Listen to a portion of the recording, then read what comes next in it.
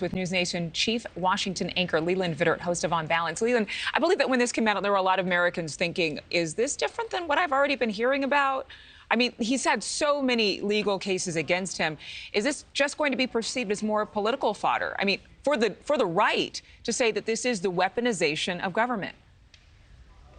Well, it depends on who you are. And what we're seeing, especially as it relates to Donald Trump, where you stand depends an awful lot on where you sit on this. If you are a Democrat, this is proof that the rule of law works and that President Trump is going to be held accountable for his actions. If you're on the right, this is proof of weaponization of the DOJ and bringing charges against a former president in an unprecedented way. You have to think that if charges are going to be brought against a former president, if we're going to go cross that Rubicon into the kind of countries that do this and charge their former leaders, it is not a very impressive list of countries.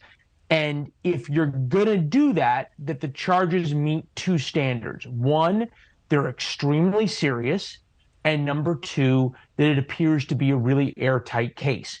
We kind of can't answer either of those questions, okay, because we haven't seen the indictment. That'll come conceivably on Tuesday when it's unsealed in court, if the DOJ and Trump's lawyers don't make motions to keep it sealed. So once that happens on Tuesday, we can answer those questions, at least on its face. And we know this because this investigation has been going on for so long. The American public has sort of baked in this idea that Donald Trump probably kept classified documents at Mar-a-Lago. The fact that he's been charged with this crime may not necessarily change anything in the public's mind, except what we saw with the payoffs to Stormy Daniels. When the indictment came, Trump's poll numbers actually went up. And I think that may happen again, considering that he's outpolling all of his GOP rivals, if you want to call them rivals. He really only has one rival, if you really look at it, considering Governor Ron DeSantis jumping in the ring. But will this be an attempt, I mean, obviously, by the right, if he does get indicted and he's charged, to actually use that for a vengeance campaign to make sure there's accountability, that President Biden faces a criminal investigation, and other former politicians and lawmakers who contain or kept possession of those classified documents, that they are treated the same. An eye for an eye leaves everyone blind, right? And this is why, as Americans, we haven't crossed this Rubicon before. It was essentially what Gerald Ford, when he pardoned Richard Nixon, was saying, is we have to put a stop to this. Yeah, there are already Republicans talking like that. It is unseemly, and I would argue that it is an antithesis of everything that Republicans say that they want out of a president or want out of those who hold enormous power. That's the whole idea of a republic. But sure, there's going to be Republicans who are going to call for some kind of vengeance, in the same way there were Democrats who called for vengeance on Donald Trump.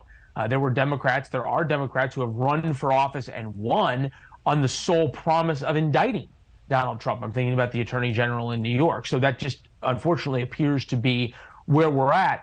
I think when you look at the Republican field, and it's interesting to see over the past 12 hours how Ron DeSantis and others have come out attacking the DOJ, attacking the weaponization, if you will, but holding short necessarily of fully supporting Donald Trump and saying he's innocent or whatever. There's a group of Republicans that do not like Donald Trump, right, and would like anything more than to vote for Mike Pence or Ron DeSantis or Tim Scott or Nikki Haley. Yeah. The list goes on of possibilities. But at the same time, who are so angry and offended by the use of the Department of Justice to indict a former president on charges that at least come under the veil of prosecutorial discretion. Not every classified documents case must be prosecuted. It's not like some more serious crimes where you say, I'm sorry, there's just nothing we can do. Yeah, there's and a long I think history of this. And I think talking to one of his lawyers earlier this morning, we're yet to see where they're going to lay some espionage charge that apparently has been added to these claims. But we're going to find out. These are charged under the Espionage Act, and we have to see the indictment. Exactly. And thank you for watching. Go to newsnationnow.com to find NewsNation on your television provider. And don't forget to click the red subscribe button below to get more of NewsNation's fact-driven, unbiased coverage.